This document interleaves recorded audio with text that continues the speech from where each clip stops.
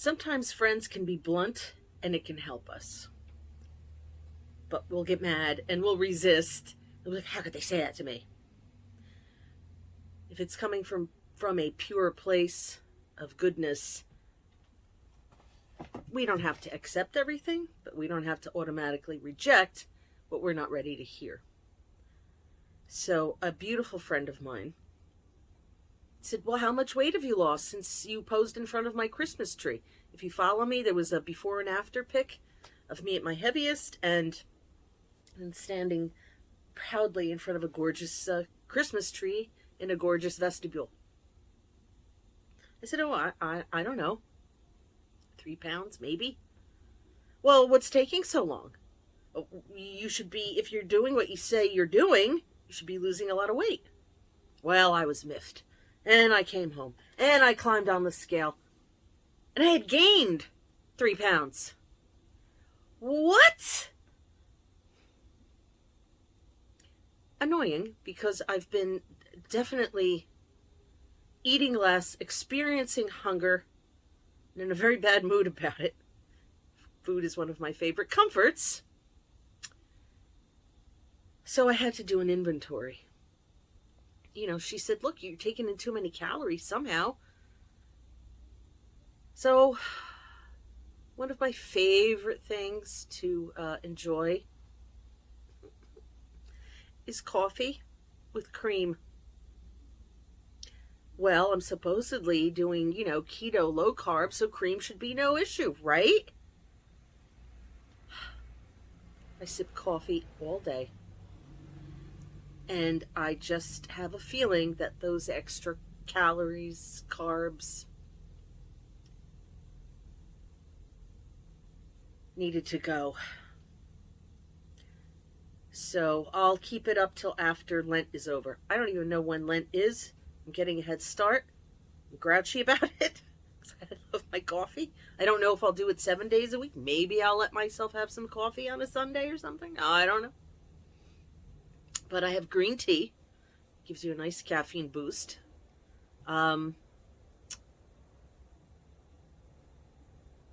Regular teas, but no cream. I could even have black coffee. Have I ever had coffee black?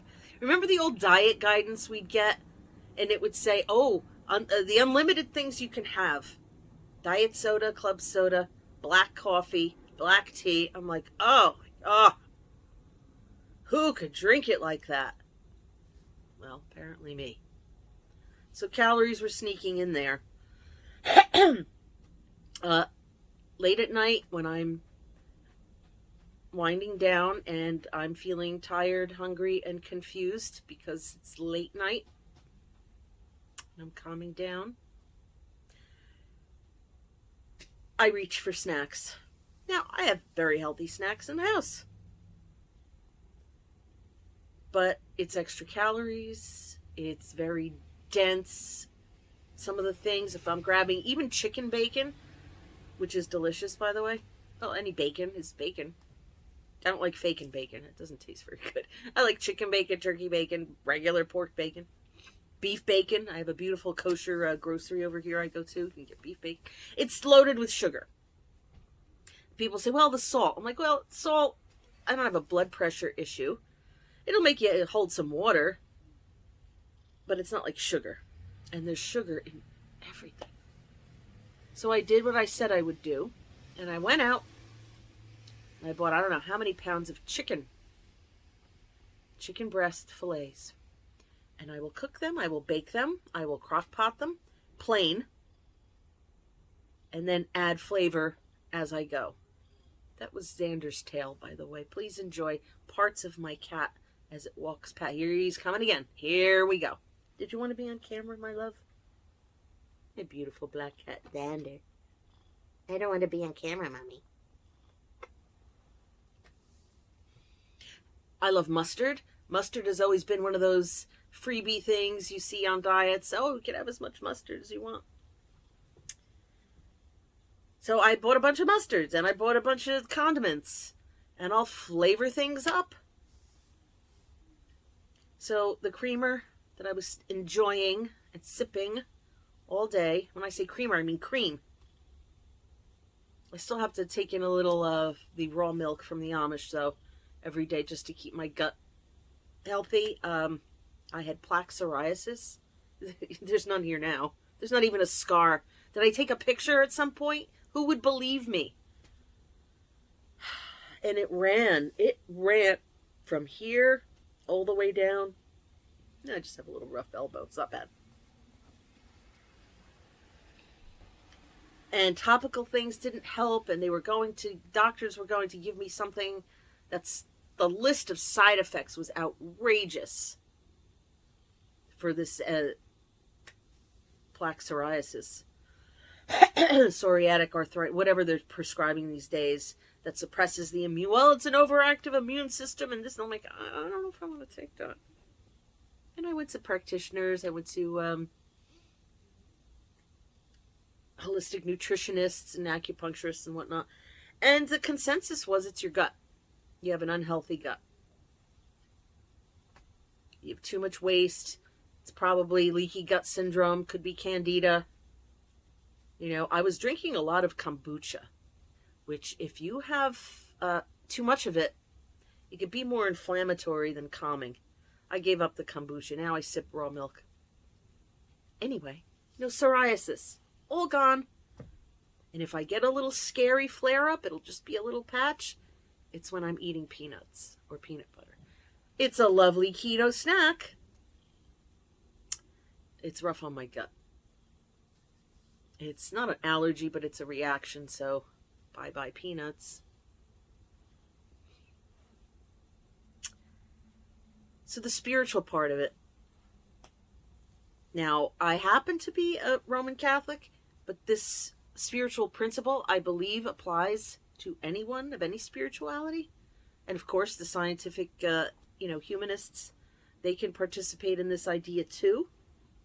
If you just use a materialistic scientific approach. We have to give something up for success. I'm not saying you have to do things the hard way. I'm saying there has to be a sacrifice. Something has to be given. And as much as I was staying very low carb with my, approach to try to take off the rest of the weight, I still felt like I was indulging too much. Like enjoying, like, I'm not saying you should enjoy your food. It was just, I wasn't experiencing the hunger pangs that I felt I needed to experience in order for this weight loss to work. I'm not saying sit there hungry, you have to fast, although fasting has its benefits. I'm saying we, in this very rich country we live in the society that's, food plentiful, we reach for food, for comfort, for pleasure, to calm us down, to make us feel better. To wait until we're actually hungry to eat, that's a new discipline. But I believe for me, that I need to feel hunger pangs before I put something in my mouth. And I wasn't, because sipping that creamy coffee keeps the stomach nice and quiet. You have to give up to get back. It's my theory. You might have a different theory. I believe it's karma. You could call it karma. I mean, I'm Catholic, karma, the Hindu version of karma. I'm saying the spiritual principle of suffering a little bit to get to a certain goal. I believe you have to. You can't comfort your way to success.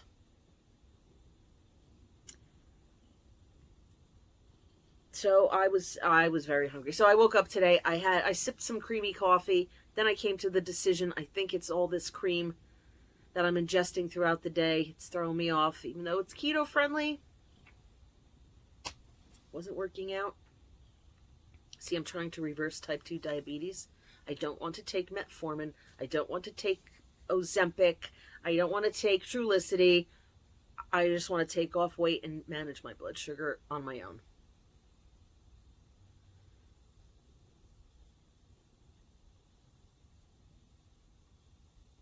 So I had the last of the creamy coffee. Now I don't know what I'm doing with the cream in my refrigerator. Well, I'll serve it to guests. I'll make something. Or I'll make a thing and, it'll be part of a meal. And I don't like to waste anything. So, yeah, green tea. Yeah, green tea, plain. Just green tea.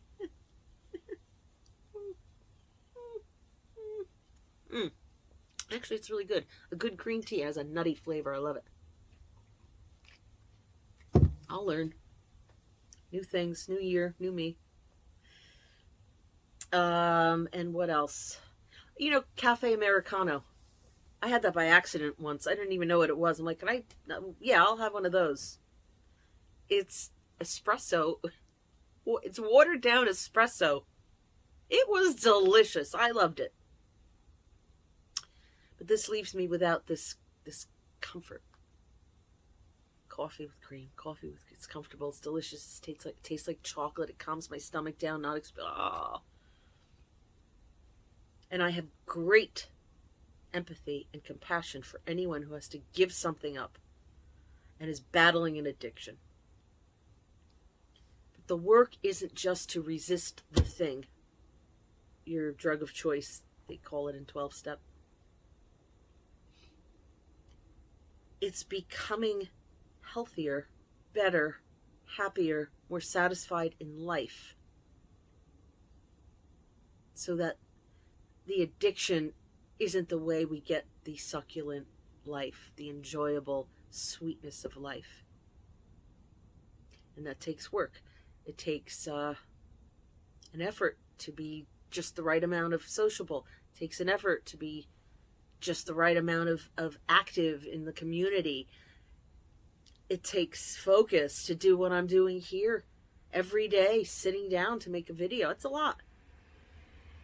Because after this, and I have to add the captions and upload this. Last night, I spent an hour because I had no room on my phone. You know why I keep cutting off my endings? There's no room on my phone. My poor friend Diane is saying to me, would you please let the video run just a little bit so I can hit the like button? So I had to delete so much stuff off my phone. And I'm a hoarder when it comes to pictures because it proves that I had that experience. See? Envy my life. I'm so active. And here's pictures to prove it. See, healing the parts of us that think that way. Healing the part of me that says I need to be on display in a way that my life looks better than maybe it really is. Isn't that what social media does? Even though my life is good, I have a beautiful life. Satisfying job. Lovely apartment. Amazing cats. They keep walking back and forth. My friends are so cool. My mother, for all her difficulties, and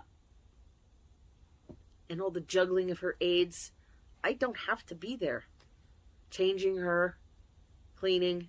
I hire people and they do that. That's a blessing. Oh, it's such a blessing. I have beautiful students who do such thoughtful work and they appreciate me. Sometimes they give me little gifts. My church is amazing.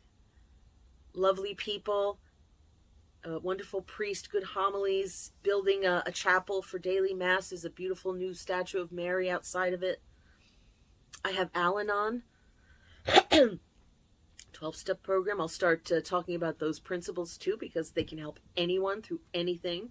Al-Anon is for people who have had a partner or a spouse or a parent, somebody significant in their life who was an addict. And how we became codependent and people-pleasing and sacrificing of self and not living authentically because of responding to the addict. Sometimes also being an addict ourselves to certain behaviors. And we admit our lives have become unmanageable.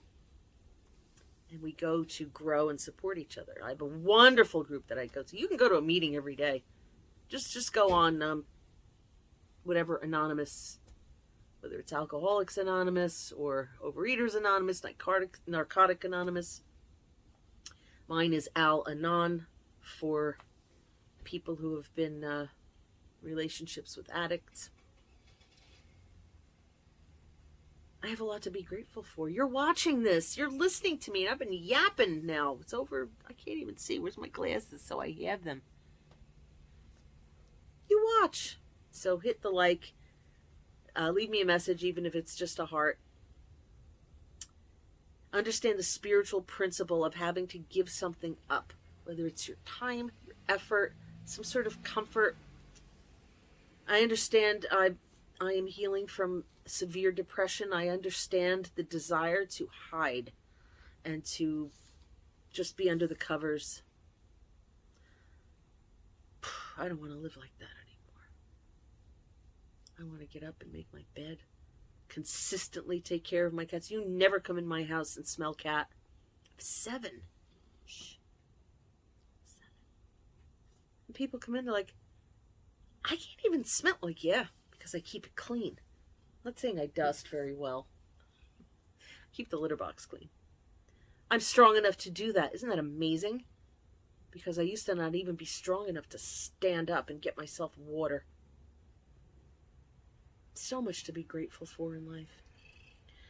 But overindulging on pleasure things, to me, the desire to do that indicates a deficit. Something's missing. Something we have to do.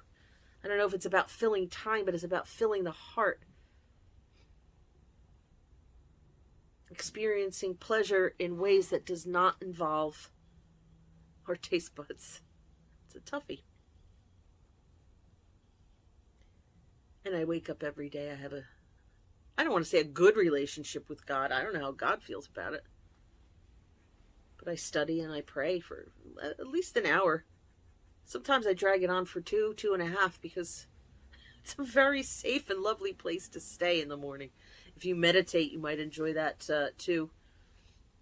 Oh yes, I said I would talk about the sacrifice principle for people who are materialistic. In other words, what we see scientifically is all that there is.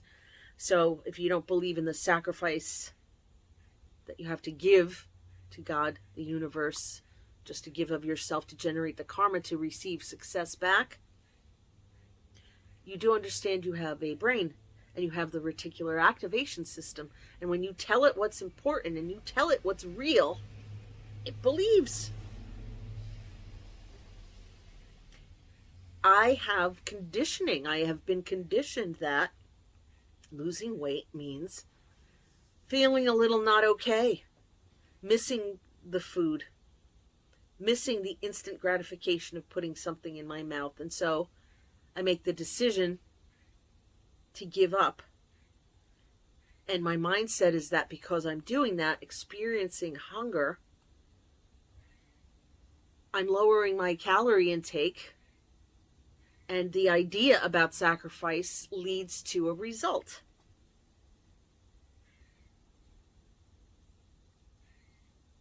That the giving up is just something that it's almost a placebo effect. It's just something that I insist is real and necessary in order to receive success back.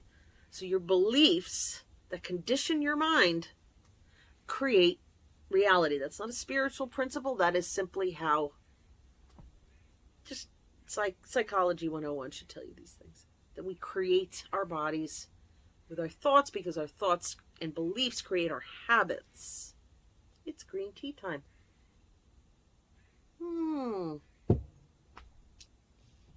I should give you my address. Send me interesting tea with caffeine in it. So I hope this lesson made sense. The idea of giving to get.